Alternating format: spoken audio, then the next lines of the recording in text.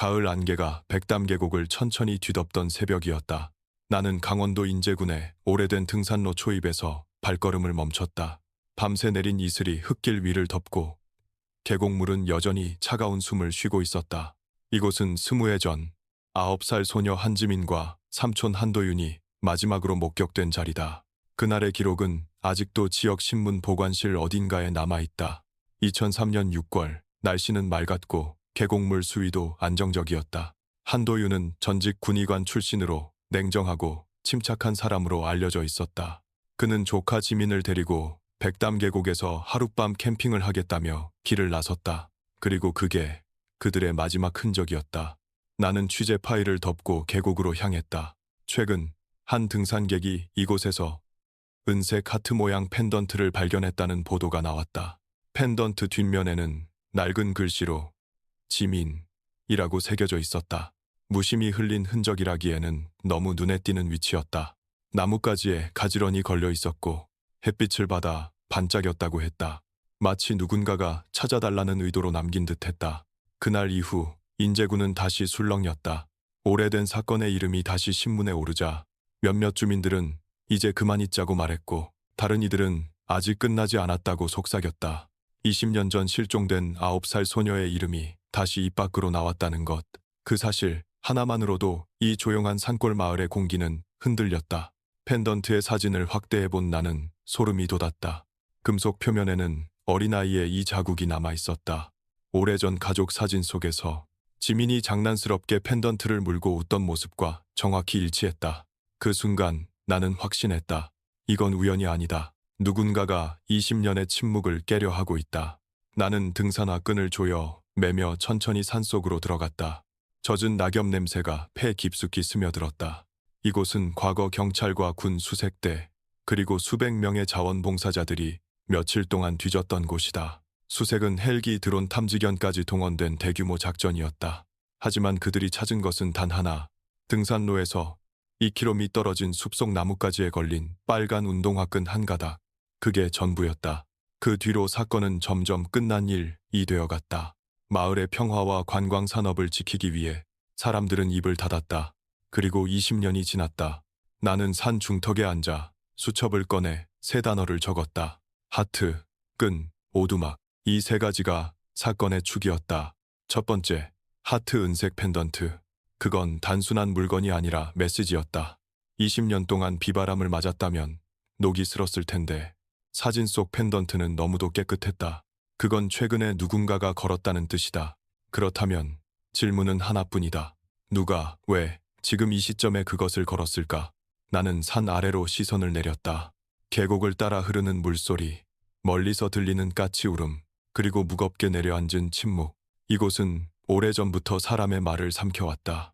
말을 꺼내는 순간 무언가가 되갚아오는 듯한 공포. 그래서 사람들은 말하지 않았다. 그러나 침묵은 늘 진실의 무덤이 된다. 그날 밤 나는 숙소로 돌아와 기사 사진을 다시 들여다봤다. 펜던트에 채인 연결부, 마찰 흔적, 그리고 표면의 미세한 스크래치 각도. 어느 것도 20년의 세월을 말해주지 않았다. 나는 메모에 적었다. 최근 손길의 흔적 있음. 그리고 그 아래에 한 줄을 더 썼다. 이 펜던트를 놓은 사람은 단순한 목격자가 아니다. 밖에서는 바람이 창문을 두드렸다. 그 소리는 마치 누군가가 벽 너머에서 속삭이는 듯했다. 나는 눈을 감으며 중얼거렸다. 이 산이 삼킨 건 사람의 몸이 아니라 사람의 말이었다. 그리고 어쩌면 그 말이 이제 돌아오려는지도 모른다. 은색 하트가 다시 빛나고 있었다. 다음 날 새벽, 계곡 위로 희미한 물안개가 피어올랐다. 나는 펜던트가 발견된 자리로 향했다. 휴대용 GPS를 켜자 좌표가 화면에 떴다. 백담 계곡 등산로에서 약 2.3km 지점. 사람이 잘 다니지 않는 옆길이었다. 거기에는 오래된 나무 한 그루가 있었다. 가지 끝에는 누군가가 잘라낸 흔적, 무언가를 걸었다가 급히 떼어낸 듯한 줄 자국이 선명했다. 나는 무릎을 꿇고 흙을 살폈다. 낙엽 아래에는 미세한 눌림이 남아 있었다. 누군가가 최근에 이곳에 서 있었던 것이다. 신발 밑창이 가볍게 눌린 자국. 성인 남성의 발 크기였다. 혹은 내가 찾고 있는 진실을 알고 있는 또 다른 누군가. 주변의 공기는 이상할 만큼 조용했다. 산새 울음도 바람 소리도 없었다. 이곳이 마치 시간이 멈춘 공간처럼 느껴졌다. 20년 전 이 계곡에서 아이와 삼촌이 사라졌을 때도 이런 정적이 흐르고 있었을까? 나는 취재 노트를 펼쳤다. 사건 당시의 경찰 기록에는 이렇게 적혀 있었다. 6월 14일 오전 10시 한도윤 한지민 백담 계곡 입구에서 목격. 15일 오후까지 귀가하지 않아 신고. 16일부터 경찰군 수색 개시. 수색은 일주일 넘게 이어졌지만 빨간 운동화 끈 한 가닥 외에는 아무것도 발견되지 않았다. 그 끈이 발견된 지점은 지금 내가 서 있는 곳과 거의 같았다. 이상했다. 그때도 이 자리, 그리고 이번에도 이 자리. 시간은 달라졌지만 장소는 같았다. 마치 누군가가 같은 자리에 같은 신호를 남긴 것처럼 나는 눈을 감고 당시 상황을 상상했다. 초여름의 백담 계곡, 푸른 물소리, 그리고 밝게 웃던 9살 소녀. 그 옆에는 단정한 군복 차림의 삼촌. 누군가의 기억 속에서는 그날이 단순한 하룻밤 캠핑이었지만 누군가에게는 도피의 시작이었을지도 모른다. 한국 경찰의 실종 사건 처리 규정에 따르면 24시간 이후에도 연락이 두절될 경우 실종 우려자로 전환되고 72시간이 지나면 강력계 수사로 이관된다. 하지만 2003년 그 당시 지방경찰은 시스템이 제대로 갖춰져 있지 않았다. 산악 실종 사건은 대부분 조난사고로 처리됐고 범죄 개입 가능성은 일찍 배제되곤 했다. 결국 사건은 조용히 종결되었다. 보고서 마지막 줄에는 이렇게 적혀 있었다. 추가 증거 없음. 사고 또는 자발적 이탈 가능. 나는 그 문장을 몇 번이고 읽었다. 그리고 낙엽을 한 줌 집어 손가락으로 흩뿌렸다. 사람이 사라지고 말이 사라지고 기록이 사라지는 것. 그게 이 산의 방식이었다. 하지만 이번엔 달랐다. 누군가가 이 펜던트를 걸었다. 그리고 그건 분명 기억하라는 메시지였다. 그날 저녁 인제읍의 작은 여관에 묵으면서 나는 인터넷으로 오래된 뉴스 기사들을 검색했다. 2003년의 포털 뉴스는 대부분 사라졌고 남아있는 건 신문 PDF 스캔 몇 장뿐이었다. 기사의 한 구석에는 지민의 어머니 윤미정의 사진이 실려 있었다. 젊은 나이에 홀로 아이를 키우던 그녀는 실종 직후 텔레비전 앞에서 울며 호소했지만 몇 달 뒤 서울에서 재혼했고 그 이후 모습을 감췄다고 했다. 나는 생각했다. 왜 어머니는 그렇게 빨리 떠났을까? 아이가 사라진 땅을 떠난다는 건 기억을 묻는 일이다. 그건 단순한 슬픔이 아니라 침묵의 선택이다. 혹은 무언가를 알고 있었기 때문일지도 모른다.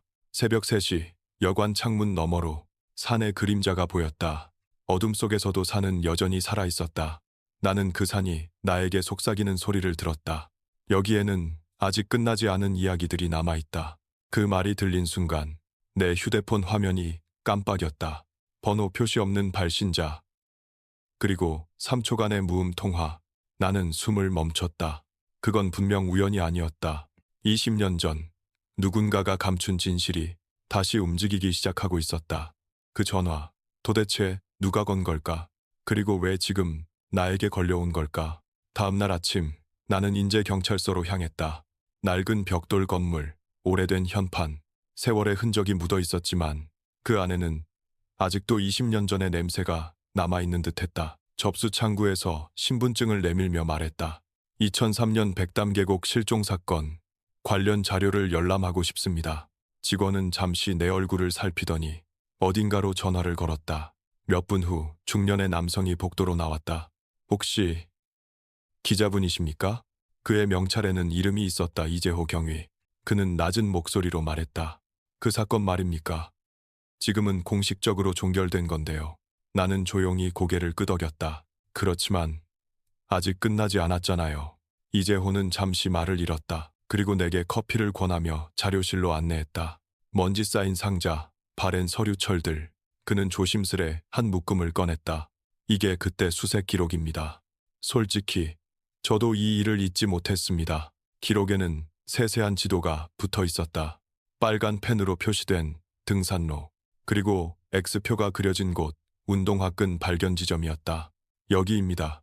그가 손가락으로 가리킨 곳은 내가 어제 갔던 자리와 정확히 일치했다. 그때 수색대가 이 구역을 다시 점검하려고 했는데 윗선에서 이미 위험구역으로 지정된 곳이니 중단하라는 지시가 내려왔습니다. 윗선이라면 누구죠? 그는 잠시 망설였다. 그 당시 강원청 본부장이었습니다. 이유는 지금도 명확하지 않습니다. 말끝이 흐려졌다. 나는 파일을 넘기며 눈을 떼지 못했다. 사건 발생 후 3개월째 실종자 어머니 윤미정 진술 거부라는 문장이 눈에 들어왔다. 단 한 줄. 그녀는 경찰의 모든 질문에 대답하지 않았고 건강상의 이유로 조사 불참 통보서를 제출했다. 그 후 연락이 끊겼다. 왜 어머니가 그렇게 침묵했을까요? 내가 묻자 이재호는 천천히 고개를 저었다. 우리는 그걸 의심했죠. 하지만 확실한 증거가 없었습니다. 그녀는 이미 서울로 이사했고 재혼한 지 얼마 되지 않아 인터뷰를 거부했어요. 또르기는 그는 한 장의 신문 스크랩을 내밀었다.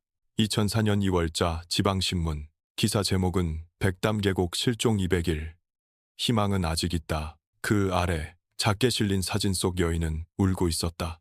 당신이 아는 윤미정은 아마 이 모습일 겁니다. 하지만 그 뒤로는 아무 소식이 없었죠. 나는 신문을 덮고 말했다. 그녀는 정말 모르는 걸까요? 아니면 알고 있었지만 말하지 않은 걸까요? 이재호는 잠시 나를 바라보았다. 기자님, 한 가지 조심해야 할 게 있습니다. 이 사건에는 입을 닫은 사람들이 너무 많아요. 그리고 그 중에는 아직도 이 근처에 사는 사람들도 있습니다. 그의 목소리는 낮고 단호했다. 당신이 찾는 진실은 어쩌면 그 사람들이 평생 숨겨온 이유일 수도 있습니다. 나는 조용히 답했다. 숨겨진 이유가 있다면 그건 이미 죄입니다. 그때 복도 끝에서 누군가의 그림자가 스쳐 지나갔다. 청소 아줌마인 줄 알았지만 그녀는 내 시선을 느끼고 잠시 멈추더니 작게 속삭였다. 그 아이 아직 산에 있어요. 그녀는 곧장 문 밖으로 사라졌다. 나는 순간 얼어붙었다. 이재호가 내 표정을 보고 물었다. 무슨 일입니까? 아니요, 그냥 착각일지도 모르겠습니다. 그러나 나는 알았다. 그건 착각이 아니었다. 20년 동안 누구도 말하지 못한 진실. 그건 여전히 백담 계곡의 어딘가에 남아 있었다. 밤이 되자 나는 여관방 창가에 앉아 노트를 펼쳤다. 페이지 상단에 한 줄을 적었다. 그 아이는 아직 이 산을 떠나지 못했다. 펜 끝이 떨렸다. 그리고 곧 내 전화가 울렸다. 발신자 표시 제한. 이번엔 무음이 아니었다. 낯선 여자의 목소리가 낮게 흘러나왔다. 그만하세요. 당신도 사라지기 싫다면. 그리고 통화는 끊겼다. 나는 핸드폰을 내려놓았다. 그녀는 누구일까? 왜 나에게 그런 말을 한 걸까? 그리고 그녀는 정말 산 아래 사람이 맞을까? 그날 밤은 이상할 만큼 길었다. 창문 밖으로는 계곡 바람이 유리창을 긁어댔고 멀리서 들려오는 물소리가 마치 누군가의 속삭임 같았다. 나는 녹음기를 켜두고 혼잣말처럼 말했다. 누군가가 아직 이 산을 지키고 있다. 그건 기억을 묻으려는 사람일까? 아니면 기억을 살리려는 사람일까? 새벽 5시 잠을 포기한 나는 노트를 다시 폈다. 그동안의 단서들을 정리했다. 은색 펜던트, 발견 위치가 너무 명확하다. 찾아달라는 의도, 빨간 운동화끈 20년 전과 같은 자리, 반복된 흔적, 익명의 전화, 그만두라. 누군가가 아직 사건을 감시 중이다. 침묵한 어머니 윤미정, 단 한 번의 진술 후 사라짐, 이재호 경위의 발언, 윗선의 지시로 수색 중단, 그리고 마지막에 아직 산에 있다고 속삭인 여자의 목소리. 나는 직감했다. 이건 단순한 실종 사건이 아니다. 누군가가 지민을 숨겼고 또 누군가는 그 진실을 숨겼다. 오전이 되자 나는 차를 몰고 백담 계곡 탐방센터로 향했다. 그곳에서 20년 전 수색에 참여했던 사람 중 지금까지 남아있는 사람이 한 명 있었다. 당시 자원봉사자로 참여했던 노인 김영수 74세. 그는 지금도 탐방센터 근처에 작은 식당을 운영하고 있었다. 그때 일이라면 이제 아무도 얘기 안 하죠. 그는 나를 잠시 바라보다가 한숨을 내쉬었다. 그래도 기자 양반이 왔으니 나도 이제 좀 털어놓을 때가 됐지. 그는 구석자리로 나를 안내했다. 그날은 정말 이상했어요. 날씨도 좋았고 길도 뚜렷했는데 수색대가 첫날부터 방향을 잘못 잡았어요. 그때 다들 위에서 내려온 지도 좌표가 틀렸다고 했죠. 좌표가 틀렸다고요? 예. 등산로 입구에서 산 중턱 방향으로 퍼져야 하는데 명령은 반대로 계곡 아래 방향으로만 수색하라는 거였어요. 지금 생각하면 그건 단순한 실수가 아니었어요. 왜 그렇게 생각하세요? 김영수는 커피잔을 내려놓으며 눈을 가늘게 떴다. 그날 산에 군복 입은 사람들이 꽤 있었어요. 자원봉사자들도 다 봤죠. 그중 몇 명은 경찰이 아니었어요. 그 사람들은 누군지도 안 밝히고 사진을 찍지 말라고 엄하게 말했어요. 나는 조용히 물었다. 그 후에요? 그 후로는 다 사라졌지. 그때 이후로 오두막 근처는 가지 말라는 말이 돌았어요. 산이 위험하다느니, 곰이 나타난다느니. 그건 전부 거짓이었어. 그곳에서 무슨 일이 있었는지 아무도 말 안 했죠. 그의 목소리는 떨리고 있었다. 그 오두막은 지금도 있습니까? 그는 천천히 고개를 끄덕였다. 있어요. 길이 사라져서 찾기 어렵지만 그 자리엔 아직 남아 있습니다. 나는 자리에서 일어나며 물었다. 할아버지는 아직도 그 아이가 살아있다고 믿습니까? 그는 잠시 침묵하다가 낮게 대답했다. 산은 누군가를 완전히 삼키지 않아요. 그저 오래 숨겨둘 뿐이죠. 그날 오후 나는 등산 장비를 챙겨 백담계곡 옆 능선길로 올랐다. 지도에도 표시되지 않은 좁은 산길. 나무들이 서로 엉켜기를 가로막고 있었다. 그리고 30분쯤 올랐을 때 낙엽 아래에서 반쯤 묻힌 금속 조각 하나가 눈에 들어왔다. 작고 낡은 버튼형 손전등. 표면엔 녹이 슬어 있었지만 안쪽에는 희미하게 글자가 남아 있었다. D, Y, H. 나는 그것을 조심스럽게 닦았다. D, Y, H. 한도윤의 이니셜이었다. 심장이 쿵 내려앉았다. 그건 20년 동안 아무도 찾지 못한 새로운 물증이었다. 누군가가 이 산에 다시 다녀갔다. 그리고 그것을 남겨둔 이유는 단 하나. 아직 끝나지 않았다는 신호였다. 나는 그 손전등을 손바닥 위에 올려놓았다. 미세하게 진동하듯 차가운 감촉이 느껴졌다. 그 순간 산 아래에서 휴대폰 진동이 울렸다. 발신자는 이재호 경위였다. 기자님, 큰일 났습니다. 그의 목소리가 급박했다. 방금 서울 쪽에서 연락이 왔는데 윤미정 씨가 오늘 새벽 자택에서 의식을 잃은 채 발견됐습니다. 나는 숨이 멎었다. 지금 상태는요? 병원으로 이송 중입니다. 하지만 이상한 게 있습니다. 뭔데요? 그녀의 손목에 빨간 끈이 감겨 있었다고 합니다. 그 순간 나는 손에 쥔 낡은 손전등을 바라봤다. 빛은 없었지만 그 안에는 분명 누군가의 흔적이 남아 있었다. 빨간 끈과 손전등, 그리고 펜던트. 이 세 개의 조각이 하나의 문을 향해 열리고 있었다. 그리고 그 문은 아직 완전히 닫히지 않았다. 그녀의 손목에 감겨 있던 그 끈, 그건 과연 20년 전의 그것일까? 아니면 누군가의 경고일까? 병원 복도는 무겁게 가라앉아 있었다.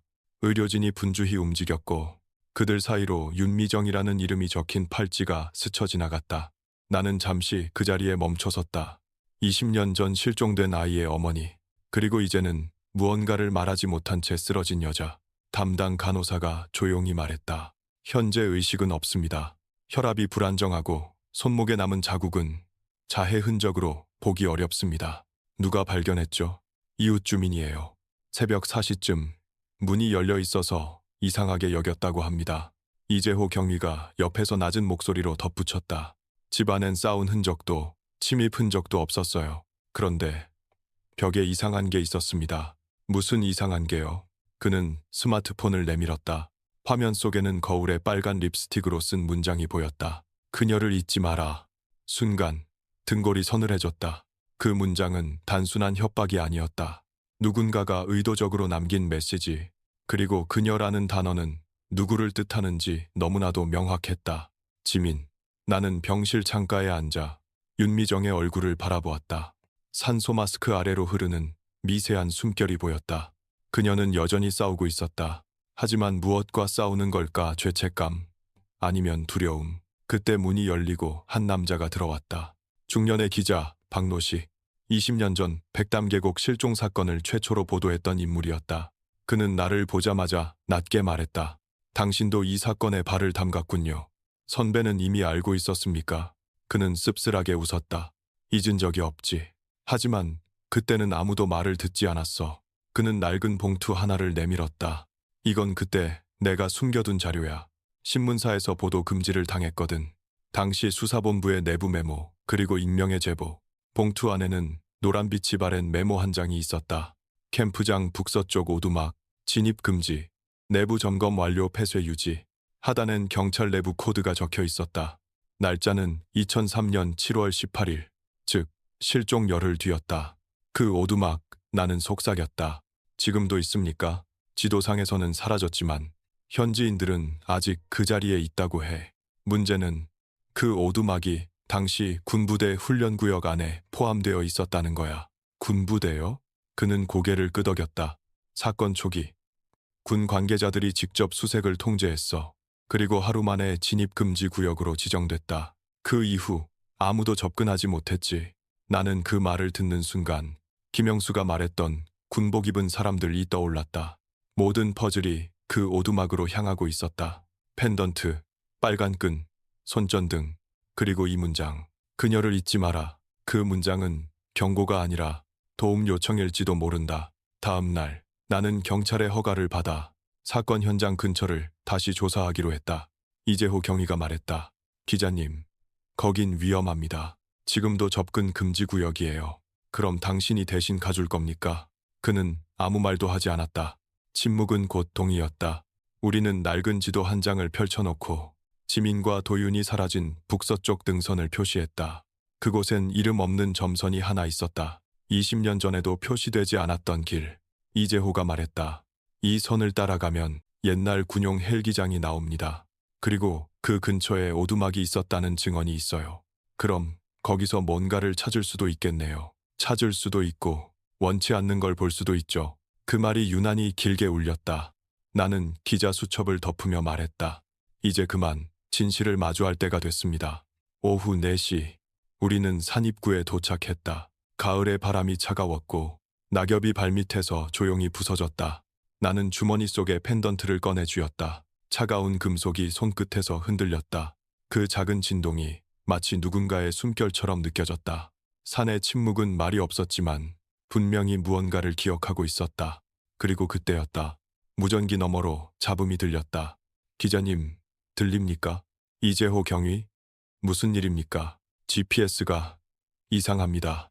방금까진 신호가 잡혔는데 지금은 사라졌어요. 사라졌다고요? 예, 기자님. 우리가 있는 곳 이미 지도에 없습니다. 나는 하늘을 올려다보았다. 나무 사이로 빛 한 줄기가 떨어지고 있었다. 그 빛의 중심, 멀리 나무 사이에 오두막의 지붕 끝이 보였다. 그건 분명히 20년 동안 아무도 말하지 않은 장소였다. 그리고 어쩌면 지민이 마지막으로 남은 흔적일지도 모른다. 나는 속삭였다. 이제 진짜 이야기가 시작된다. 그 오두막 안에는 무엇이 숨겨져 있을까? 20년 동안 아무도 열지 못한 문 뒤엔 정말 그녀의 흔적이 남아있을까? 그날 해가 완전히 지기 전에 나는 오두막 근처에 도착했다. 지도에는 표시되지 않은 길이었고 휴대전화 신호도 완전히 사라졌다. 바람은 계곡을 타고 올라와 낙엽을 휘몰아치며 귓가를 스쳤다. 오두막은 생각보다 작았다. 지붕은 반쯤 무너져 있었고 문짝은 부서진 채로 한쪽에 기울어져 있었다. 그런데 이상했다. 시간이 멈춘 듯 먼지 하나 쌓이지 않은 바닥, 그리고 바람에 흔들리는 흰 천조각 하나. 나는 천천히 안으로 들어섰다. 먼지 냄새 대신 약간의 금속 냄새가 느껴졌다. 낡은 철제 침대, 벽에 붙은 낡은 달력, 그리고 구석에 덩그러니 놓인 작은 상자 하나. 그 위에는 희미한 글씨가 남아 있었다. 기억하라, 6월 14일. 그 날짜는 20년 전 지민과 도윤이 실종된 바로 그날이었다. 나는 손전등으로 상자를 비추었다. 뚜껑은 녹슬어 있었지만 힘을 주어 밀자 찰칵 소리와 함께 열렸다. 안에는 오래된 사진 한 장이 있었다. 사진 속에는 어린 소녀와 남자가 있었다. 지민과 도윤이었다. 그러나 배경은 캠프장이 아니었다. 어딘가 실내, 좁고 어두운 곳이었다. 벽에는 이상한 낙서들이 빼곡히 적혀 있었다. 믿지 마. 나가면 안 돼. 소리 내면 안 돼. 글씨는 불안하게 흔들려 있었고 누군가가 떨리는 손으로 쓴 듯했다. 나는 숨을 고르며 주변을 살폈다. 사진 뒤에는 또 다른 쪽지가 붙어 있었다. 도윤이 나갔다.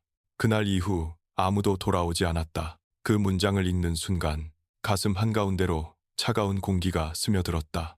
아무도 돌아오지 않았다. 그 말은 도윤이 그녀를 두고 떠났다는 뜻일까?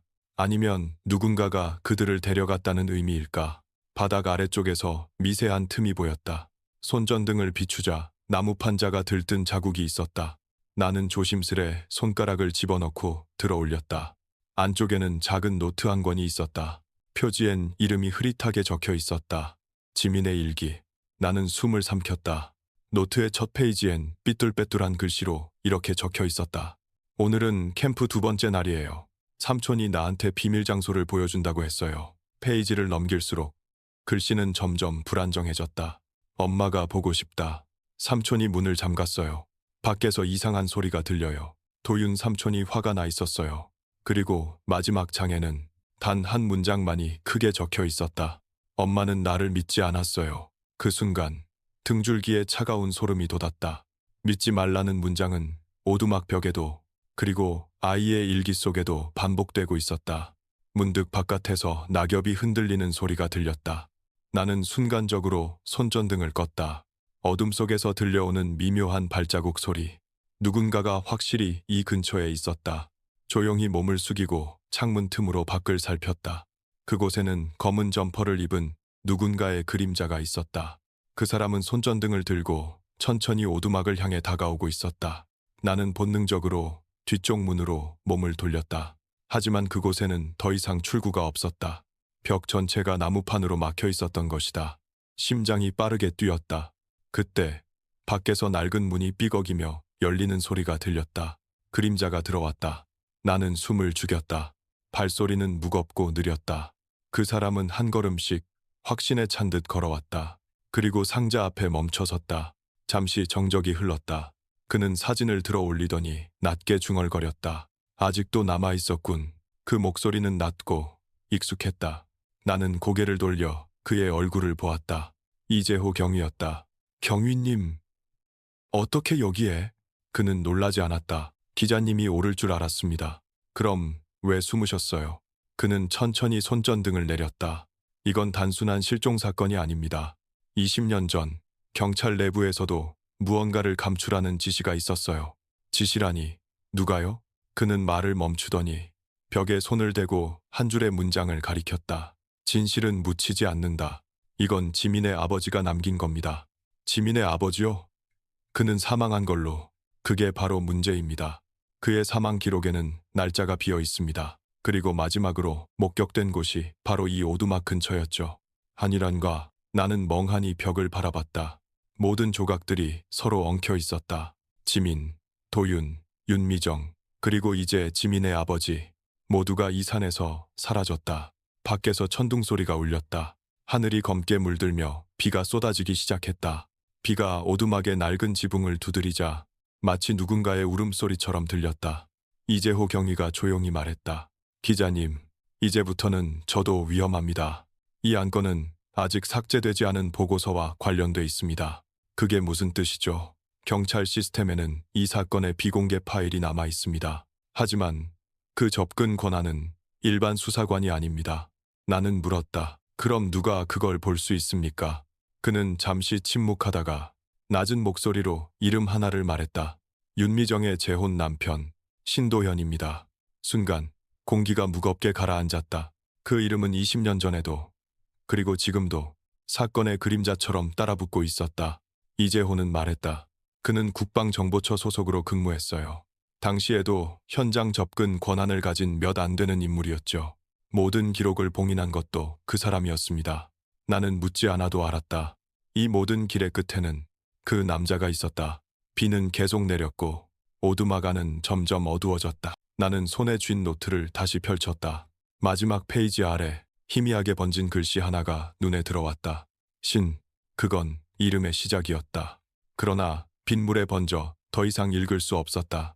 이재호가 낮게 속삭였다. 기자님, 이제 후퇴합시다.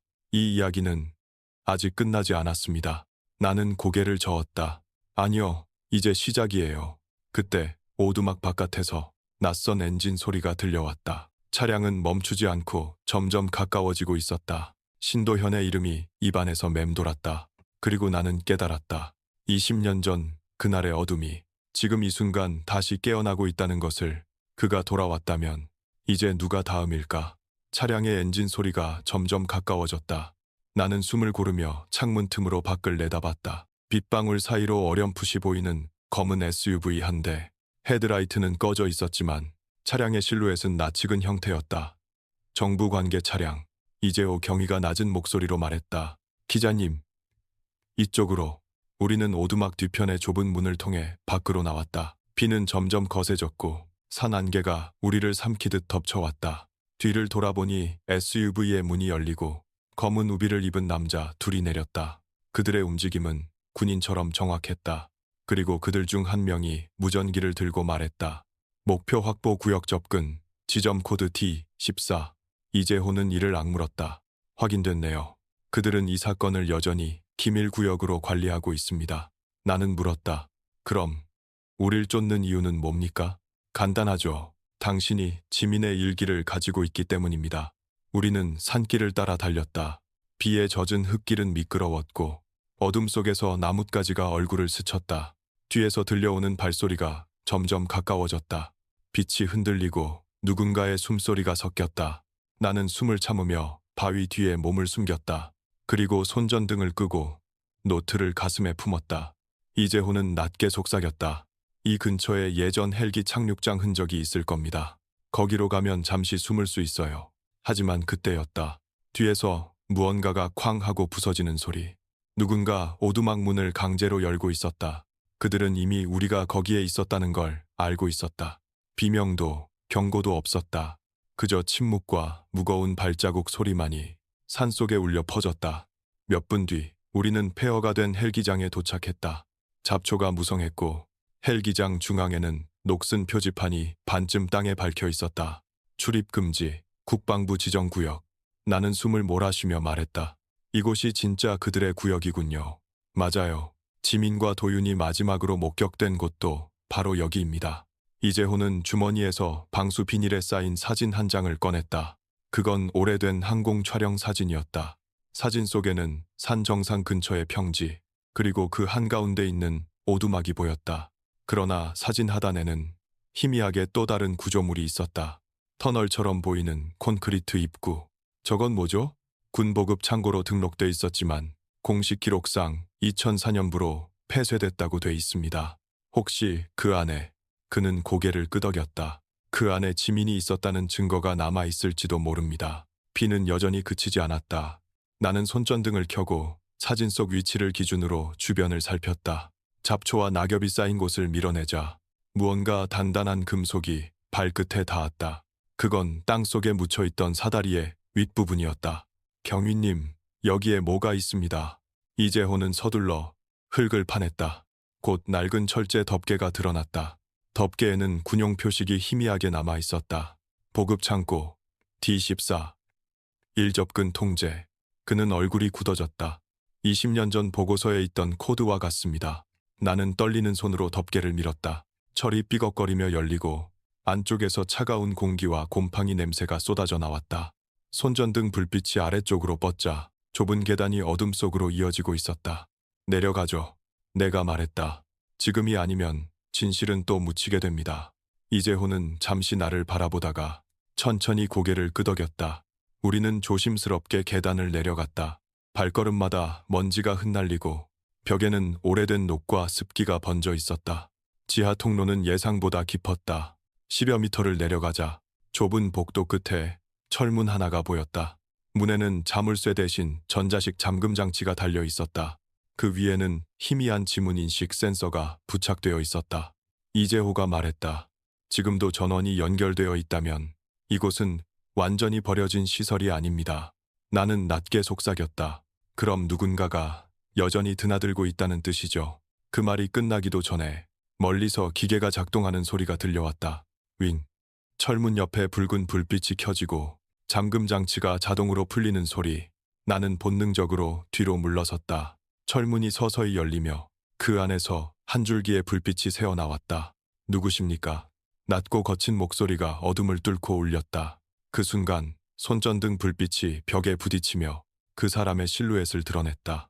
군용 재킷, 검은 장화, 그리고 손에는 권총이 들려 있었다. 이재호가 손을 들었다. 우린 경찰입니다. 20년 전 실종 사건을 조사 중입니다. 남자는 잠시 우리를 바라보다가 천천히 총을 내렸다. 그 사건은 이미 끝났습니다. 끝났다고요? 누가 그렇게 말했습니까? 신도현이요. 그 이름이 다시 어둠 속에서 울렸다. 남자는 씁쓸하게 웃었다. 난 그 밑에서 일했지. 그가 뭘 숨겼는지 알고 있어요. 하지만 말할 수 없었죠. 그때 입을 열었다면 나도 여기서 사라졌을 테니까. 그의 시선이 복도 끝을 향했다. 하지만 이제 나도 끝을 봐야겠네요. 그는 천천히 철문 안으로 들어가며 말했다. 따라오십시오. 지민이 마지막으로 남긴 흔적이 여기 있습니다. 우리는 다시 한번 어둠 속으로 걸어 들어갔다. 벽에는 낡은 배선이 얽혀 있었고 어디선가 물방울이 떨어지는 소리가 났다. 그리고 그 끝, 하얀 천으로 덮인 무언가가 있었다. 그 남자는 손을 들어 가리켰다. 그 아래를 보십시오. 나는 천을 조심스레 들추었다. 그 안에는 낡은 스케치북 한 권과 녹슨 목걸이, 체인 조각이 놓여 있었다. 그 펜던트에는 흐릿한 글씨가 새겨져 있었다. J.M. 지민의 이름이었다. 그리고 스케치북 첫 장에는 아이의 필체로 이런 글이 남아 있었다. 밖에는 빛이 없어요. 하지만 언젠가 누군가는 나를 찾을 거예요. 나는 손을 떨며 그 문장을 읽었다. 20년이 지나도 그 목소리는 여전히 살아 있었다. 이재호는 낮게 말했다. 기자님, 이제 선택해야 합니다. 이걸 공개하면 당신도 위험해질 겁니다. 나는 조용히 고개를 끄덕였다. 그녀가 남긴 말이 있잖아요. 잊지 마라. 이건 단순한 부탁이 아니라 진실을 증언하라는 유언이었을지도 몰라요. 그 순간 터널 끝에서 또 다른 발자국 소리가 울렸다. 남자는 놀란 듯 뒤를 돌아보았다. 잠깐, 그 소리, 그리고 복도에 울려 퍼진 낯익은 목소리. 이제 그만 돌아가시죠, 기자님. 그 애는 이미 편히 쉬고 있습니다. 그 목소리는 20년 전부터 모든 흔적을 덮어온 남자, 신도현이었다. 그가 직접 나타났다. 그 목소리는 차갑고 낮았다. 터널의 공기가 순간 얼어붙은 듯 고요해졌다. 우리는 동시에 뒤를 돌아보았다. 불빛 사이로 나타난 남자의 실루엣, 검은 정장, 반듯한 구두, 그리고 손에 들린 방수 가방 하나. 신도현, 그의 눈빛은 아무런 감정이 없었다. 기자님, 여기까지 오는 건 예상했지만 직접 내 이름을 입에 올리다니 용감하군요. 이재호 경위가 앞을 막아서며 외쳤다. 신도현 씨, 당신은 지금 기밀구역을 사적으로 이용하고 있습니다. 20년 전 실종 사건의 책임자이기도 하죠. 지금 이 자리에서. 그의 말이 끝나기도 전에 신도현은 천천히 손을 들어 올렸다. 그 손짓 하나에 어둠 속에서 두 남자가 나타났다. 그들은 군용 소총을 들고 있었다. 그만하시죠. 여긴 아직도 폐쇄된 구역입니다. 법은 이 벽 밖에서만 유효하니까요. 나는 손전등을 들어 그의 얼굴을 비췄다. 피에 젖은 머리카락 사이로 오랜 세월 동안 쌓인 냉기가 느껴졌다. 20년 전 도대체 여기서 무슨 일이 있었습니까? 그는 잠시 나를 바라보다가 조용히 웃었다. 기자님, 당신은 진실을 원하죠. 하지만 진실이란 건 늘 누군가의 허락 아래에만 존재합니다. 그 허락이 당신이었습니까? 아니요. 난 단지 명령을 따랐을 뿐이에요. 그럼 명령을 내린 사람은 누구죠? 그는 대답 대신 가방을 열었다. 그 안에는 오래된 사진 수십 장과 기밀 문서 파일 한 권이 들어 있었다. 그는 한 장의 사진을 내밀었다. 사진 속에는 어린 지민과 군복을 입은 남자 한 명이 있었다. 남자는 아이를 품에 안고 있었다. 얼굴은 흐릿했지만 윤곽은 도윤과 닮아 있었다. 당신이 이걸 보고 싶어 할 줄 알았죠. 신도현이 말했다. 지민은 죽지 않았습니다. 그 한마디가 터널의 정적을 갈랐다. 뭐라고요? 이재호가 외쳤다. 그럼 지금 어디에 있습니까? 신도현은 사진을 돌려넣으며 말했다. 20년 전 산속 캠프는 단순한 휴양지가 아니었습니다. 당시 국방부는 그 일대를 비인가 생체 연구시설로 사용했죠.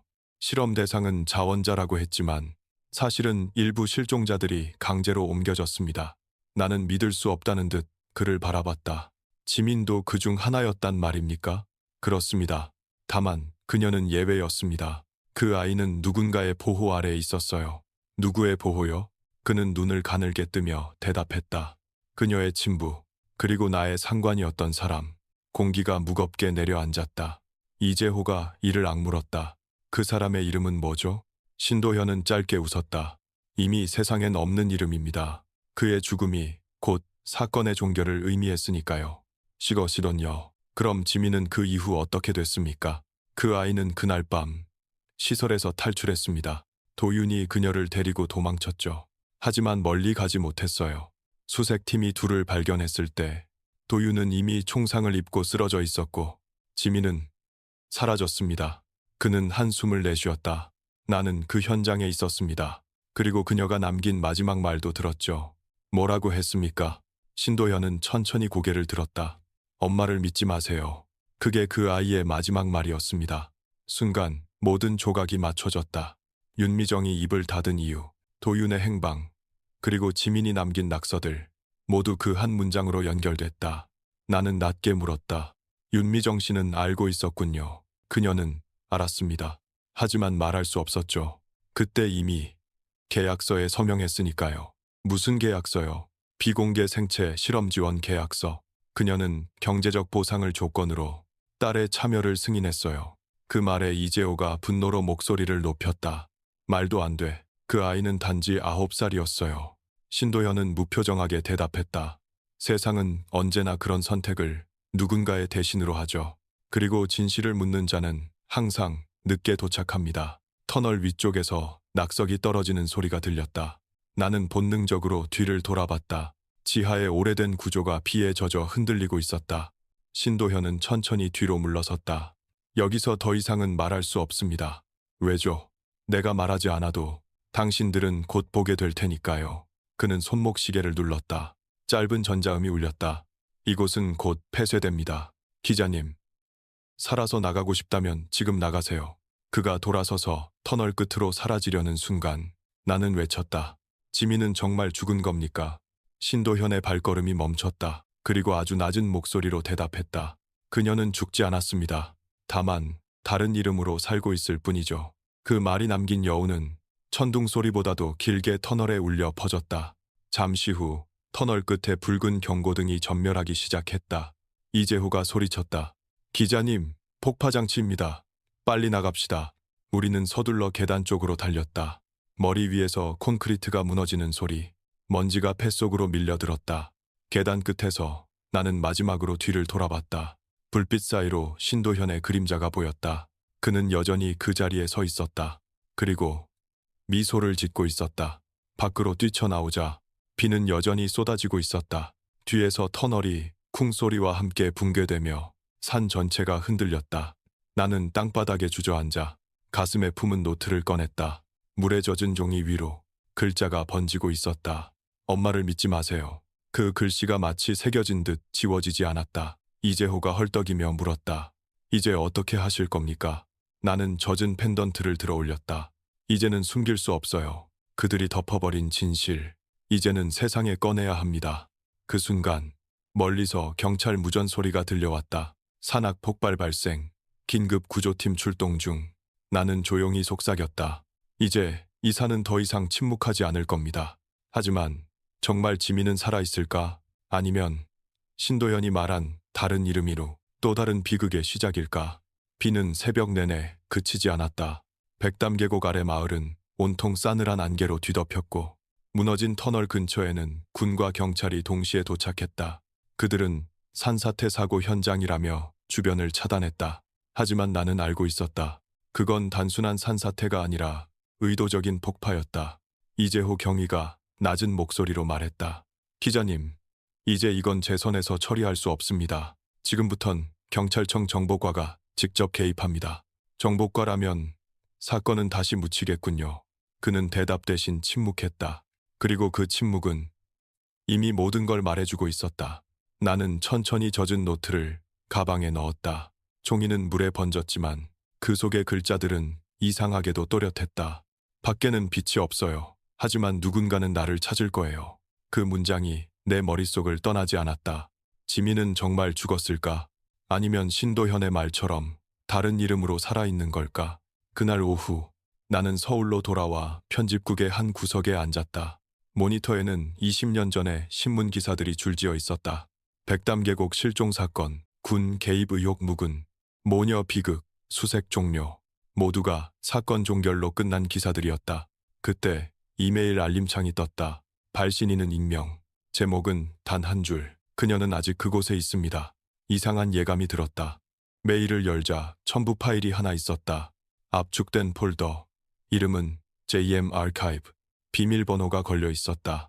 메일 본문에는 짧게 이렇게 적혀 있었다. 열쇠는 그녀가 남긴 날짜. 나는 즉시 노트를 꺼내 마지막 페이지를 펼쳤다. 거기에는 흐릿하게 남은 숫자가 있었다. 6월 14일. 그 날짜를 입력하자 파일이 열렸다. 그리고 화면에는 흑백으로 변색된 동영상 하나가 나타났다. 영상은 어두운 방에서 시작됐다. 카메라가 흔들리고 있었고 무언가에 쫓기는 듯한 거친 숨소리가 들렸다. 잠시 후 화면 중앙에 한 소녀가 나타났다. 지민이었다. 그녀는 벽에 등을 기대고 앉아 있었다. 눈 밑에는 어두운 그림자, 입술은 피로 얼룩져 있었다. 그리고 그녀의 손에는 내가 지금까지 가지고 다닌 은색 펜던트가 쥐어져 있었다. 이걸 보는 사람이 있다면 제발 엄마에게 전해주세요. 저는 괜찮아요. 하지만 진실은 아직 여기에 있어요.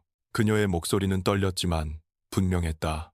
도윤 삼촌은 저를 구하려고 했어요. 하지만 그 사람들한테 잡혔어요. 그때 신 아저씨가 저를 데리고 나갔어요. 그는 저보고 절대 밖으로 나가지 말라고 했어요. 그 순간 영상 속 문이 열리며 누군가 들어왔다. 카메라가 흔들렸고 짧은 순간 남자의 실루엣이 보였다. 그건 분명 신도현이었다. 지민, 그만해. 이건 모두 널 위한 일이야. 거짓말이에요. 진실은 언제나 불편한 법이지. 소리가 끊기며 영상은 멈췄다. 그리고 마지막 프레임에는 카메라 렌즈를 향해 지민이 남긴 문장이 있었다. 그가 말하는 안전한 곳은 감옥이에요. 나는 손을 떨며 영상을 멈췄다. 이건 단순한 증거가 아니었다. 20년 동안 숨겨진 진실의 증언이었다. 즉 지민은 신도현과 함께 살아 있었고 그녀는 그가 조종하는 또 다른 프로젝트 속에 감금되어 있었다. 그 순간 휴대폰이 울렸다. 발신자, 미등록 번호, 발기자죠? 낯선 남자의 목소리. 영상 받으셨습니까? 당신은 누구죠? 지민을 알고 있는 사람입니다. 그녀는 아직 그곳에 있습니다. 하지만 시간이 얼마 남지 않았어요. 그곳이라니 어디입니까? 서울 외곽 태릉연구단지. 지금도 신도현의 사람들이 그곳을 관리하고 있습니다. 통화가 끊겼다. 나는 즉시 지도 앱을 켰다. 태릉연구단지, 과거 국방생명공학연구소가 위치했던 곳. 2005년 이후 폐쇄된 것으로 알려졌지만 지금도 일부 구역은 민간 접근 금지 지역으로 남아 있었다. 밤이 되자 나는 몰래 그곳으로 향했다. 이재호 경위에게 연락을 시도했지만 그의 번호는 더 이상 연결되지 않았다. 누군가가 그를 막은 것이 분명했다. 연구단지의 외곽은 높은 철조망으로 둘러싸여 있었고 입구에는 환경안전관리구역이라는 팻말이 붙어 있었다. 하지만 내가 본 건 출입문 옆에 새로 교체된 감시 카메라였다. 폐쇄된 시설이라기엔 너무도 잘 관리된 곳이었다. 나는 철조망 사이를 비집고 들어갔다. 안쪽은 불이 꺼진 공장단지처럼 보였지만 한 건물의 2층 창문에서 희미한 불빛이 새어나오고 있었다. 조심스럽게 다가가 창문 아래로 몸을 숨겼다. 그 안에는 한 남자와 한 여자가 있었다. 남자는 컴퓨터 화면을 바라보며 모니터에 떠 있는 영상을 재생하고 있었다. 그 화면 속에는 지민이 있었다. 하지만 이번에는 그녀가 성인이 되어 있었다. 머리는 짧게 잘려 있었고 눈빛은 공허했다. 그녀는 이제 완전히 통제하에 있습니다. 남자의 목소리가 들렸다. 기억 제거는 성공했나요? 네, 신 부장님. 이제 그녀는 미나라는 이름으로 재등록됐습니다. 그 이름을 듣는 순간 나는 숨이 멎었다. 미나, 그건 최근 실종된 연구원 명단에서 본 이름이었다. 그리고 불과 한 달 전 뉴스에서 교통사고로 사망한 연구원 미나라는 기사가 있었다. 지민은 그녀는 살아남았지만 다른 이름으로 죽은 척한 것이다. 나는 그 자리에서 더 이상 버틸 수 없었다. 몸을 돌리려는 순간 뒤에서 누군가의 손이 내 어깨를 잡았다. 차가운 금속의 감촉, 그리고 익숙한 목소리. 역시 여기까지 왔군요, 기자님. 신도현이었다. 그의 얼굴에는 어두운 미소가 떠올랐다. 이제 당신은 너무 많은 걸 알아버렸습니다. 나는 그를 노려보며 말했다. 그녀를 어디에 숨겼습니까? 그는 고개를 저었다. 숨긴 게 아닙니다. 그녀는 세상 속으로 돌아갔죠. 단지 기억을 잃은 채로. 그의 말이 끝나는 순간 어둠 속에서 또 다른 발소리가 들려왔다.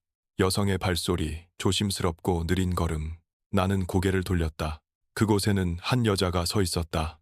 짧은 머리, 차가운 눈빛, 그리고 그녀의 목에는 지민의 펜던트와 똑같은 은색 하트가 걸려 있었다. 그녀가 살아 있었다. 하지만 그녀는 나를 알아보지 못했다. 그 순간 머릿속이 하얘졌다. 나는 속삭였다. 지민? 그러나 그녀의 대답은 없었다. 그녀는 그저 공허한 눈으로 나를 바라보며 말했다. 전 미나입니다. 저를 아세요? 심장이 무너지는 소리와 함께 모든 진실이 완전히 뒤집혔다. 지민은 살아있었지만 그녀의 기억은 지워져 있었다. 그리고 그 기억을 지운 사람은 신도현이었다. 이제 누가 그녀를 되돌릴 수 있을까? 기억을 잃은 그녀는 진짜로 살아있다고 할 수 있을까? 그녀 아니. 이제는 미나라고 불리는 여자가 내 앞에 서 있었다. 나는 그 얼굴을 똑바로 바라볼 수 없었다. 20해가 흘렀지만 그 눈동자 속에는 여전히 지민의 잔상이 남아 있었다. 그러나 그 눈빛엔 따뜻함이 없었다. 완벽하게 지워진 기억 속에서 태어난 또 다른 존재. 그녀는 마치 새로운 사람의 껍데기 같았다. 신도현은 나를 향해 천천히 다가왔다. 보시다시피 그녀는 이제 더 이상 지민이 아닙니다. 그녀의 뇌파는 재조정되었고 기억은 완전히 초기화됐습니다. 이제 그녀는 단지 프로젝트 ECHO의 피실험자 41번이에요. 프로젝트 ECHO? 국방부와 민간 생명공학 기업이 공동으로 진행한 인지복원 연구, 기억을 제거하거나 조작함으로써 인간의 감정을 제어할 수 있다는 가설에서 시작됐죠. 나는 몸이 굳은 채로 물었다.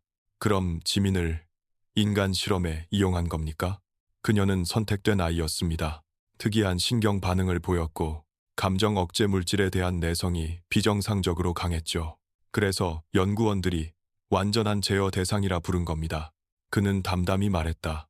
그녀의 기억은 12번이나 덮였습니다. 가짜 가족, 가짜 학교, 가짜 인생. 그 모든 게 이 프로젝트의 일환이었어요. 그리고 마지막 복원 이후 그녀는 미나라는 이름으로 현실에 돌아왔죠. 나는 주먹을 움켜쥐었다. 당신은 인간이 아닙니다. 그는 비웃듯 말했다. 진실을 아는 인간이 가장 위험한 법이죠. 당신 같은 사람 말입니다. 그때 옆에 서 있던 미나가 천천히 고개를 들었다. 이 사람을 알고 있는 것 같아요. 그녀의 목소리는 조심스러웠다. 신도현의 눈빛이 순간 날카로워졌다. 미나, 기억이 남아선 안 된다고 했죠. 하지만 이 펜던트를 볼 때마다 누군가 제 이름을 부르는 소리가 들려요. 그녀는 가슴에 걸린 하트 모양의 펜던트를 꼭 쥐었다. 그 손끝이 미세하게 떨렸다. 나는 천천히 말했다. 지민, 네가 맞아. 그 이름을 버린 게 아니라 빼앗긴 거야. 그녀의 눈이 흔들렸다. 신도현은 이를 악물며 총을 꺼냈다. 그만. 이 실험은 다시 시작되지 않을 겁니다. 기억이 돌아오기 전에 여기서 끝내야 해. 순간 뒤편에서 누군가가 외쳤다. 신도현, 총 내려놔. 그 소리는 익숙했다.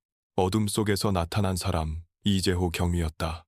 그는 피투성이 얼굴로 총을 겨눈 채 다가왔다. 당신, 아직도 그 짓을 계속하고 있었군요. 신도현은 웃었다. 당신도 여기까지 살아있었습니까? 역시 정의감은 오래 못 가더군요. 이재호는 숨을 몰아쉬며 말했다. 당신이 덮은 보고서 다 복원했습니다. 군 내부에서 당신의 이름이 몇 번이나 등장하는지 아십니까? 그건 허가된 임무였습니다. 허가라. 그 한마디로 아이의 인생을 지웠습니까? 그들 사이의 공기가 날카롭게 갈라졌다. 총성이 터졌다. 그러나 누가 먼저 쐈는지는 알 수 없었다. 순간적인 섬광, 귀를 때리는 폭음, 그리고 비명. 나는 본능적으로 몸을 숙였다. 연기와 먼지가 실험실을 뒤덮었다. 조명이 깜빡거렸고 기계의 알람음이 울렸다. 경고등 아래 신도현은 팔에 총상을 입고 주저앉아 있었다. 그의 옆에는 무표정한 얼굴로 총을 든 미나지민가 서 있었다. 그녀의 손이 미세하게 떨리고 있었다. 총구는 신도현을 향하고 있었다. 이제야 기억이 나요. 그녀의 목소리는 낮았지만 확실했다. 그날 삼촌이 절 부르고 있었어요. 문 밖에서 누군가 소리쳤죠. 나가지 마. 하지만 당신은 저를 끌고 나갔어요. 그녀는 총을 조금 더 들어 올렸다. 당신이 말한 안전한 곳이란 결국 감옥이었죠. 신도현은 피를 토하며 웃었다. 그래, 그래도 너는 살아있잖아. 내 덕분에. 그녀의 눈빛이 차갑게 식었다. 그건 생존이 아니라 감금이었어요. 그리고 방아쇠가 당겨졌다. 짧은 소리 하나, 모든 게 끝난 듯 고요해졌다. 잠시 후 이재호가 비틀거리며 다가와 내 어깨를 붙잡았다. 기자님, 나가야 합니다. 여긴 곧 폭파될 거예요. 그녀는요. 전인 전공구를 그가 고개를 돌리자 미나는 이미 바닥에 무릎을 꿇고 있었다. 눈물과 빗물이 뒤섞인 얼굴로 중얼거렸다. 이제 기억이 돌아왔어요. 하지만 너무 늦었네요. 나는 조용히 손을 내밀었다. 아니야, 이제 시작이야. 내가 살아있는 한 진실은 사라지지 않아. 그녀는 천천히 내 손을 잡았다. 그 순간 경고등이 붉게 번쩍이며 자폭 시퀀스 60초 전이라는 기계음이 울렸다. 우리는 계단을 향해 달렸다. 연기와 불꽃이 뒤섞인 복도, 무너지는 천장 조각이 우리 머리 위로 쏟아졌다. 출구문을 향해 마지막으로 몸을 던진 순간 폭발음이 등 뒤를 갈랐다. 밖으로 튀어나온 우리는 진흙 위에 쓰러졌다. 하늘은 여전히 검었고 비가 불길을 삼키듯 내리고 있었다. 이재호가 헐떡이며 말했다. 끝났습니다. 하지만 나는 고개를 저었다. 아니요, 이건 끝이 아니에요. 멀리 산 아래 마을의 새벽 불빛이 희미하게 깜빡였다. 그리고 그 빛 아래 지민아니, 이제는 미나가 조용히 속삭였다. 밖에는 빛이 없어요. 하지만 누군가는 나를 찾을 거예요. 그녀가 다시 고개를 들었을 때 그 눈빛은 20년 전의 지민으로 돌아와 있었다. 나는 그 순간 깨달았다. 기억은 지워질 수 있어도 진실은 결코 사라지지 않는다. 몇 시간 뒤 구조대가 도착했다. 현장은 폭발 사고로 발표됐다. 신도현의 시신은 발견되지 않았다. 그가 살아있는지 아니면 또다시 그림자 속으로 숨어든 건지 아무도 알 수 없었다. 하지만 내 주머니 속에는 그녀의 펜던트와 마지막 남은 한 장의 사진이 있었다. 그 속에는 지민과 도윤이 웃고 있었다. 햇살 아래에서 세상 가장 평범한 미소로. 그녀는 진짜로 해방된 걸까? 아니면 또 다른 이름으로 새로운 감옥에 갇힌 걸까? 진실은 드러났지만 정의는 아직 오지 않았다. 새벽 안개가 걷히자 백담 계곡은 마치 아무 일도 없었던 것처럼 고요했다. 산새가 울고 빗물이 바위 사이를 흘러내렸다. 그러나 그 평화는 불안할 만큼 인위적이었다. 모든 것은 정리되어 있었다. 폭발의 흔적은 사라지고 연구단지의 잔해는 안전조치 완료라는 팻말 아래 가려져 있었다.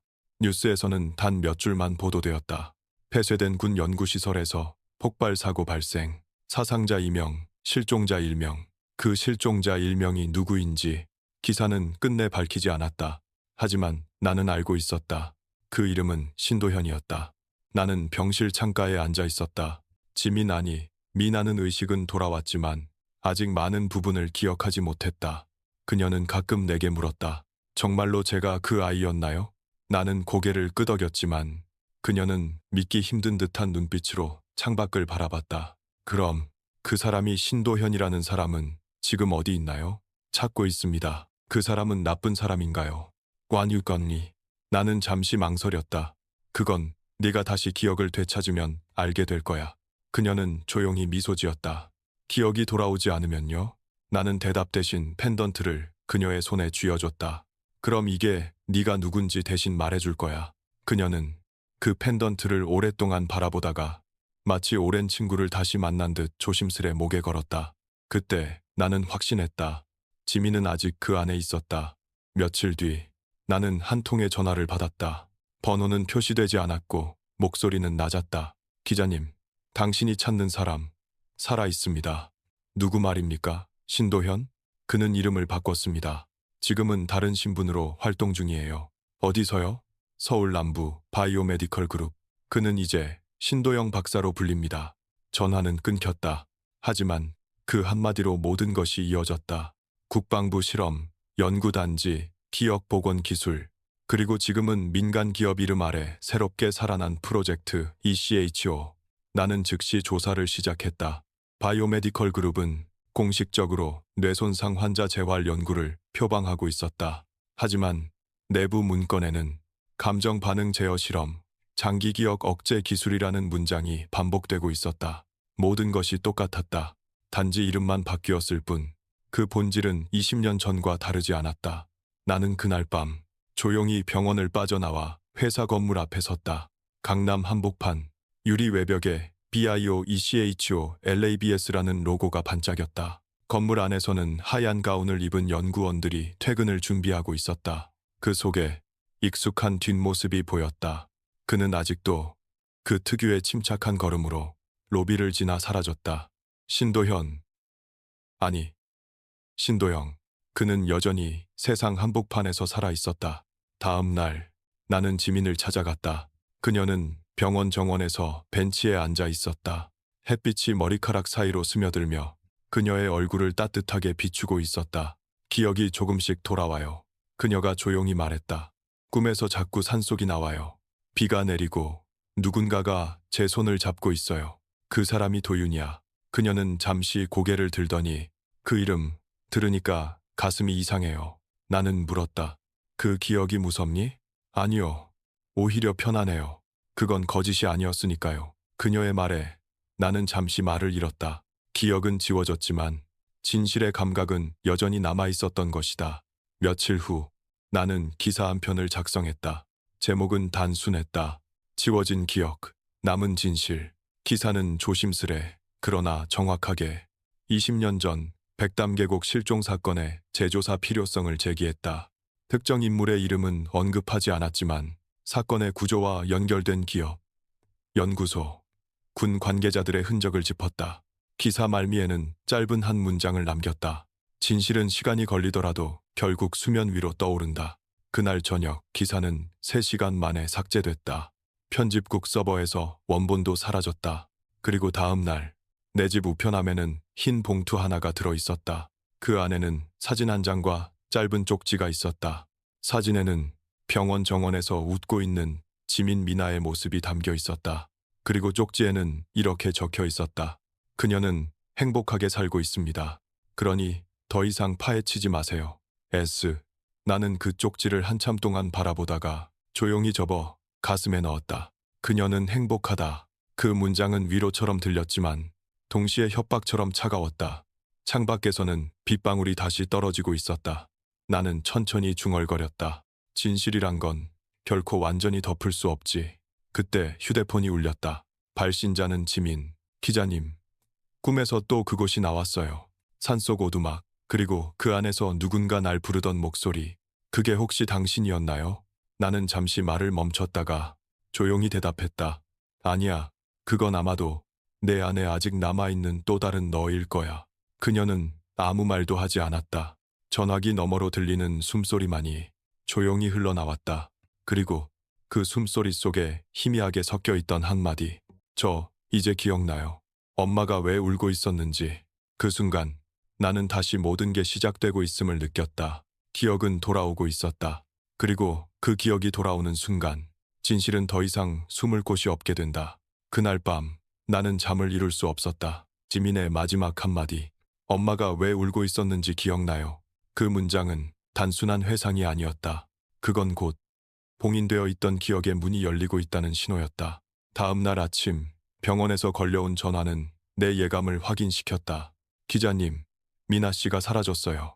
그녀는 새벽 4시경 아무 말도 남기지 않고 병실을 떠났다고 했다. 보안 카메라에는 그녀가 얇은 후드티를 입고 병원 뒤편 문으로 나가는 모습만 남아 있었다. 그 표정은 차분했다. 마치 어딘가로 돌아가야 할 곳이 있다는 듯. 나는 곧바로 병원으로 향했다. 간호사는 그녀가 남긴 작은 메모를 내밀었다. 모든 건 산에서 시작됐어요. 그러니 그곳으로 가야 해요. 그 짧은 문장을 읽는 순간 나는 즉시 차를 몰아 강원도 인제군으로 향했다. 비가 내리고 있었다. 와이퍼가 빗방울을 밀어내는 소리 사이로 라디오에서는 낡은 뉴스 리포트가 흘러나왔다. 백담계곡 실종 사건이 발생한 지 20년. 여전히 행방불명 상태인 한지민 양과 한도윤 씨의 흔적은 발견되지 않았습니다. 그 음성이 공기를 자르듯 차 안을 울렸다. 나는 숨을 깊게 들이켰다. 지민은 그 백담계곡으로 돌아가고 있었다. 계곡 입구에는 경찰차가 서 있었다. 나는 기자증을 보여주고 통과했다. 며칠 전 폭발 사고로 폐쇄된 구역이라 이곳은 여전히 사람들의 출입이 제한되어 있었다. 하지만 산은 이미 모든 걸 삼켜버린 듯 고요했다. 비에 젖은 흙냄새, 깊은 안개, 그리고 멀리서 들려오는 계곡물 소리. 그 속에 묘한 기시감이 스며 있었다. 나는 카메라를 목에 걸고 지민이 남긴 흔적을 따라 산길을 올랐다. 그녀는 병원에서 멀리 가지 못했을 리 없었다. 그런데 등산로 초입에서 낯선 발자국이 보였다. 남성용 부츠 자국, 그리고 그 옆에 작고 가벼운 운동화 발자국. 두 개의 발자국은 같은 방향으로 향하고 있었다. 그리고 그 끝은 20년 전 그 오두막터였다. 폐허가 된 오두막은 여전히 그 자리에 있었다. 붕괴된 지붕, 빗물에 썩은 나무 냄새, 그리고 벽면에 남아있는 그 낡은 낙서들. 믿지 마, 엄마를. 도윤 오빠는 돌아올 거야. 나는 손전등을 들고 내부를 살폈다. 먼지와 곰팡이가 가득했지만 그곳엔 최근 누군가 머물렀던 흔적이 있었다. 젖은 담요 한 장, 뜨지 않은 컵라면, 그리고 낡은 스마트폰 하나. 화면은 꺼져 있었지만 배터리를 교체하자 바로 켜졌다. 잠금 화면은 단 하나의 사진.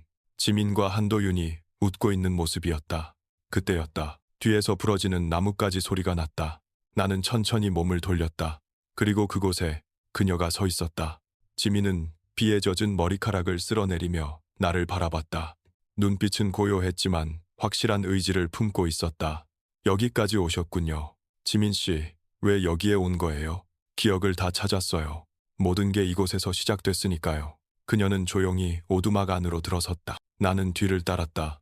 그녀가 손가락으로 가리킨 곳에는 낡은 바닥 아래 새로 파낸 구멍이 있었다.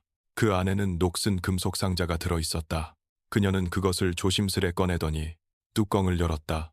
안에는 흑백 사진 여러 장, 작은 카세트 테이프, 그리고 봉투 한 개가 들어 있었다.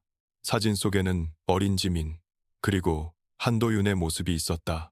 그 옆에는 군복 차림의 남자 한 명, 그리고 배경엔 국방부 연구지원단이라는 팻말이 희미하게 보였다. 나는 얼어붙었다. 그 얼굴은 신도현이었다. 이게 다예요. 지민이 낮은 목소리로 말했다. 그 사람은 제 아버지였어요. 그녀는 이어서 말을 이었다. 엄마는 그걸 알았어요. 그래서 도윤 오빠와 함께 저를 데리고 도망쳤죠. 그 후에 엄마는 다시 결혼했고 모든 걸 덮어버렸어요. 그녀의 눈가에는 눈물이 번졌다. 저는 도윤 오빠와 이곳에 갇혀 있었어요. 실험체였으니까요. 그녀는 손에 들고 있던 테이프를 꺼냈다. 이건 오빠가 남긴 마지막 기록이에요. 나는 조심스럽게 카세트 플레이어를 작동시켰다. 잡음 사이로 남자의 목소리가 흘러나왔다. 지민이는 아직 순수해. 하지만 정부는 그녀를 결과물이라고 부른다. 이건 더 이상 과학이 아니야. 만약 내가 사라진다면 이 테이프를 들은 사람은 진실을 세상에 알려줘. 녹음은 갑작스러운 폭발음과 함께 끝났다. 지민은 눈을 감고 말했다. 그 폭발, 기억나요? 그게 오빠의 마지막이었어요. 나는 그녀의 어깨 위에 손을 올렸다. 이제 이걸 세상에 공개해야 합니다. 그녀는 고개를 저었다. 아니요. 그 사람은 아직 살아있어요. 그녀의 시선은 오두막 창문 너머를 향하고 있었다. 그곳엔 멀리 숲속에서 우리를 지켜보는 실루엣이 있었다. 우비를 입은 남자, 손에는 장우산, 그리고 그 발치에는 새하얀 꽃 한 송이. 나는 즉시 손전등을 비췄지만 그는 이미 사라지고 없었다. 그 순간 지민이 중얼거렸다. 그건 도윤 오빠가 항상 가져다 주던 꽃이에요. 20년 전에도 오늘처럼 비 오는 날마다. 그녀의 목소리는 떨리고 있었지만 그 눈빛은 확신에 차 있었다. 그 사람은 아직 이 산에 있어요. 그리고 그녀는 조용히 말했다. 이제 끝내야 할 시간이 왔어요. 바람이 불었다. 산은 깊고 어둡고 모든 것을 삼킬 듯 고요했다. 그러나 이번에는 달랐다. 이제 그 안에서 누군가가 진실을 찾고 있었으니까. 다음 순간 멀리서 들려온 무전기 소리. 기자님, 응답하세요. 현장 주변에서 이상한 신호가 감지됩니다. 누군가 아직 거기 있습니다. 나는 숨을 고르고 대답했다. 확인했습니다. 우린 아직 끝나지 않았습니다. 그리고 마음속으로 중얼거렸다. 20년의 침묵은 이제 막 깨어났다. 그날 밤 나는 경찰의 무전을 따라 다시 산 아래로 내려갔다. 비는 여전히 내리고 있었고 계곡의 수면은 잔잔하게 흔들렸다. 차량 안에서 본부와 연결된 화면에는 희미한 열감지 신호가 포착되고 있었다. 그 신호는 오두막 근처의 북쪽 능선을 향하고 있었다. 나는 지민에게 물었다. 그 방향 혹시 기억납니까? 그녀는 천천히 고개를 끄덕였다. 거기 예전에 도윤 오빠가 출구라고 부르던 곳이에요. 그 말은 곧 아직 빠져나오지 못한 누군가가 남아있을 수도 있다는 뜻이었다. 나는 경찰관 2명과 함께 손전등을 들고 산길을 다시 올랐다. 비가 내리는 소리, 신발 밑에서 질척거리는 흙의 감촉, 그리고 산 전체가 숨을 죽이고 우리를 바라보는 듯한 공기. 능선 아래로 향하는 좁은 길목에는 낡은 철제 울타리가 있었다. 그 문에는 출입 금지, 산사태 위험이라는 표지판이 매달려 있었다. 하지만 울타리 아래쪽에는 누군가가 최근에 들어간 흔적이 있었다. 진흙 위에는 부츠 자국이 선명했다. 발자국의 크기와 간격을 보아 성인 남성의 것이 분명했다. 경찰관 중 한 명이 무전기를 잡았다. 본부, 여기 사람의 이동 흔적이 있습니다. 지금부터 내부로 진입합니다. 문을 넘자 급격히 냉기가 훑고 지나갔다. 한 걸음, 두 걸음, 어둠 속에서 들려오는 낯선 소리. 금속이 서로 부딪히는 듯한 쨍그랑 소리였다. 누구십니까? 경찰의 외침에도 대답은 없었다. 대신 어딘가에서 미세한 숨소리만 들려왔다.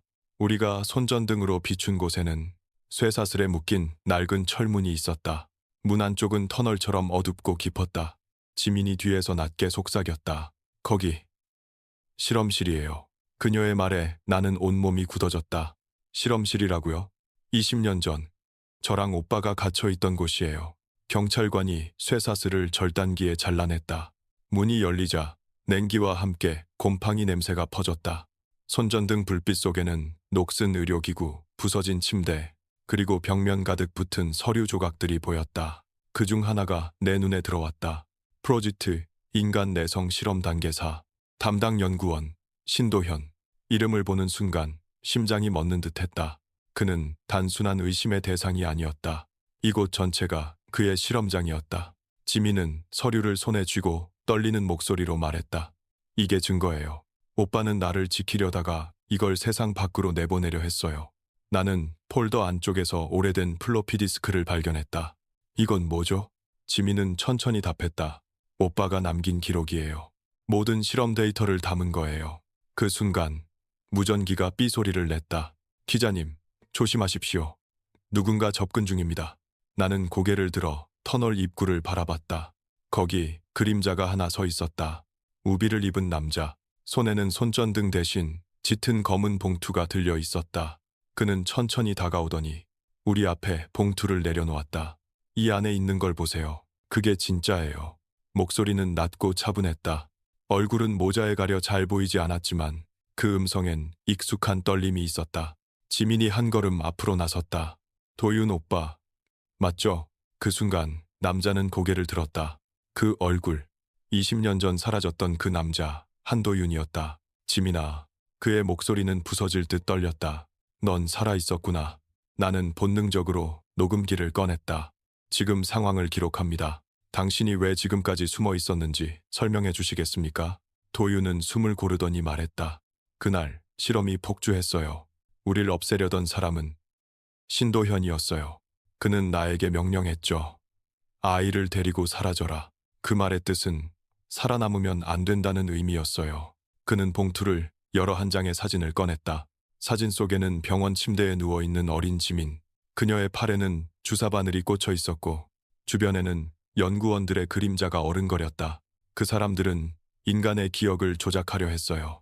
그리고 지민은 그 실험의 완성형이었죠. 그 말에 경찰관들이 서로를 바라보았다. 도윤은 말을 이었다.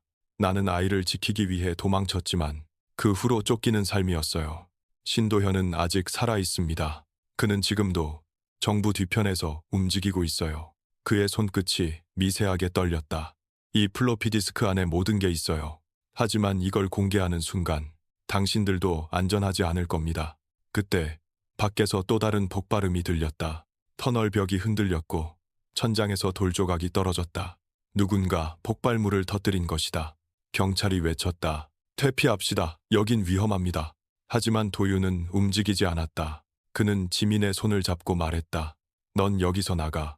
나는 아직 끝내지 못한 일이 있어. 나는 그녀를 강제로 끌어냈다. 뒤에서 도윤의 목소리가 울렸다. 이 테이프를 세상에 내보내요. 그게 나의 마지막 부탁이야. 터널이 무너지는 소리와 함께 모든 게 흙먼지 속으로 사라졌다. 밖으로 나왔을 때 비는 이미 그치고 있었다. 지민은 하늘을 올려다보며 속삭였다. 오빠는 이번에도 나를 구했어요. 그녀의 손에는 녹슨 디스크 한 장이 남아 있었다. 이제 그것만이 진실로 가는 마지막 열쇠였다. 나는 조용히 말했다. 이제 모든 걸 세상에 보여줄 때가 왔어요. 그녀는 고개를 끄덕였다. 그래요. 이제 두려움은 끝이에요. 또 오고, 구원이 또 오고. 하지만 그 순간 멀리서 다시 들려오는 발걸음 소리. 어둠 속에서 또 다른 그림자가 우리를 향해 다가오고 있었다. 그 실루엣은 분명 도윤이 아니었다. 그림자는 낮게 웃으며 말했다. 진실? 아직 반도 보지 못했군. 나는 숨을 삼켰다. 그 목소리. 분명 신도현이었다. 신도현의 목소리가 어둠 속에서 울렸다. 그는 우비 모자를 벗으며 천천히 모습을 드러냈다. 백발이 섞인 머리, 그러나 눈빛은 여전히 냉정했다. 그는 오랫동안 숨겨진 죄를 짊어진 사람처럼 보이기보다는 마치 여전히 자신이 실험의 주체라고 믿는 사람 같았다. 오랜만이군, 지민. 그의 말에 지민의 어깨가 굳었다. 그녀는 뒤로 한 발 물러나며 손에 든 디스크를 꽉 움켜쥐었다. 당신, 아직 살아있었군요. 신도현은 피식 웃었다. 죽을 이유가 없었지. 난 단지 진실을 관찰할 뿐이야. 그는 천천히 우리에게 다가왔다. 비가 멈춘 산속의 공기 속에서 그의 구두 밑에서 바스락거리는 낙엽 소리만이 들렸다. 나는 숨을 고르며 물었다. 당신은 그때 무슨 짓을 한 겁니까? 한지민 양에게 무슨 실험을 한 겁니까? 그는 고개를 약간 기울이며 대답했다. 인간의 기억을 바꾸는 실험이었지. 트라우마를 지우고 새로운 정체성을 주입하는 것. 정부의 요청으로 시작됐지만 결국 인간의 본질을 탐구하는 일이었어. 나는 그 말에 치를 떨었다. 그 아이의 인생을 망가뜨린 게 실험입니까? 탐구입니까? 그는 미묘하게 미소를 지었다. 망가졌다고? 아니, 그녀는 증명했어. 공포 속에서도 살아남는 존재의 진화를. 지민이 한 걸음 앞으로 나섰다. 그게 당신의 변명이에요? 당신은 나를 피험자라고 불렀죠. 나는 사람이었어요. 당신이 무너뜨린 건 과학이 아니라 인간이었어요. 그녀의 목소리는 흔들렸지만 눈빛은 단단했다. 그때 신도현은 흥미롭다는 듯 고개를 끄덕였다. 그래서 넌 특별했지. 넌 완전한 기억 억제에 실패했어. 너는 나를 기억하고 다시 이곳으로 돌아왔으니까. 그는 주머니에서 작은 리모컨 같은 기기를 꺼냈다. 넌 아직 나의 실험 안에 있어. 그 기억도, 그 분노도 모두 내가 설계한 감정이야. 순간 지민의 몸이 휘청거렸다. 그녀의 귀에서 미세한 삐 소리가 흘러나왔다. 나는 달려가 그녀를 붙잡았다.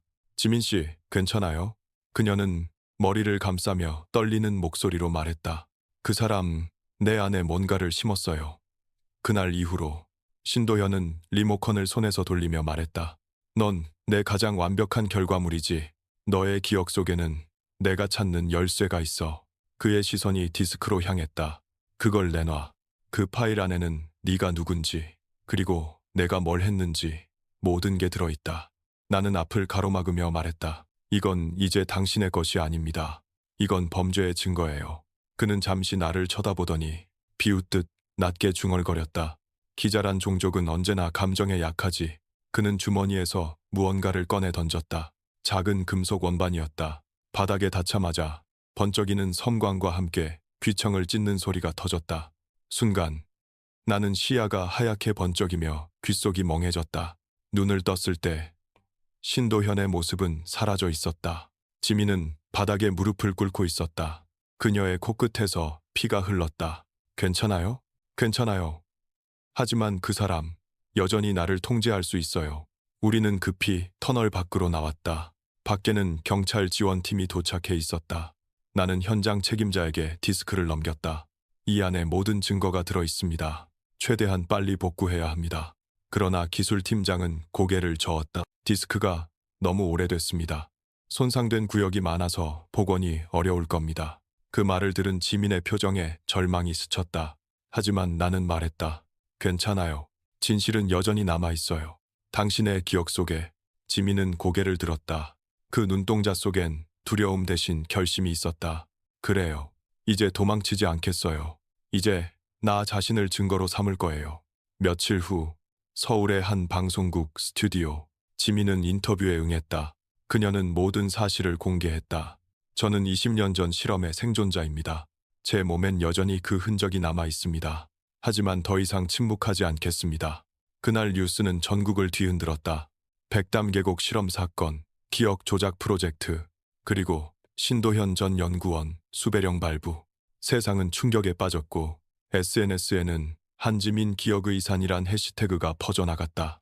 수십 년간 감춰졌던 이름이 다시 세상에 떠올랐다. 하지만 신도현의 행방은 여전히 묘연했다.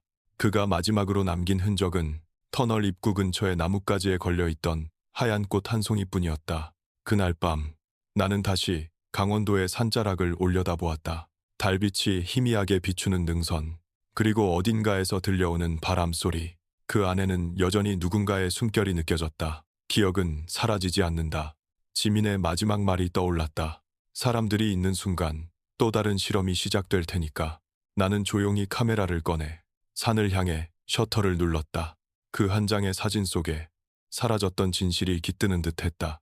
그러나 렌즈 끝에 스쳐간 그 순간 멀리 숲속에서 누군가가 나를 보고 있었다. 그 눈빛, 익숙했다. 설마 바람이 불었다. 그리고 내 귓가에 낮은 속삭임이 흘러왔다.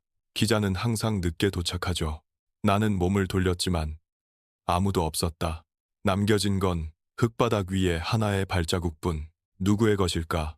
도윤의, 아니면 신도현의. 며칠 후 새벽의 공기는 유난히 차가웠다.